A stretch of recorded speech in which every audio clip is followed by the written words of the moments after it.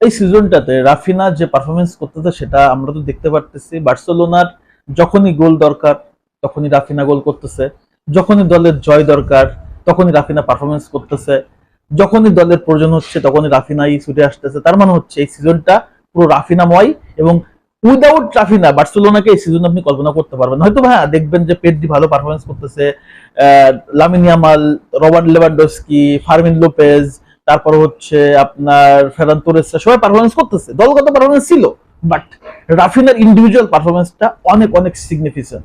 So আপনি বিশ্বাস করেন না করেন, এই সিজনে যদি রাফিনার ক্যারেক্টার না থাকতো বার্সেলোনা এত দূর আসতে পারতো না, এবং এই যে ট্রফিগুলো জিততেছে এই ট্রফিতে কোনো জায়গায় বার্সেলোনা অন্তত আধিপত্য থাকতো না। সো এই সিজনটাতে রাফিনা দুর্দান্ত, এবং যদি ব্যালেন্ডর লিস্টের টপের থেকে যদি ব্যালেন্ডর না জিতে, এটা হবে ফুটবলের সবচেয়ে বড় ক্রাইম। লাস্ট সিজনে যেমন দিনের সাথে যেটা ঘটছে, এবার যদি ঘটে এটা হবে সবচেয়ে বড় ক্রাইম, এবং এই ক্রাইম যেন আর না হয় সেটার জন্য আমি আসলে সবসময় বলবো, যারা ফুটবল বুঝেন, ফুটবল খেলা ভালোবাসেন, শুধু ব্রাজিল সাপোর্টার না, শুধু বার্সেলোনা সাপোর্টার না, যারা ফুটবল ভালোবাসেন, ফুটবল বুঝেন, তারা বিশ্বাস করেন রাফিনা হচ্ছে এই সিজনের সবচেয়ে বড় দাবিদার, এবং একমাত্র একমাত্র ব্যালেন্ডার দাবিদার রাফিনা দিয়াজ।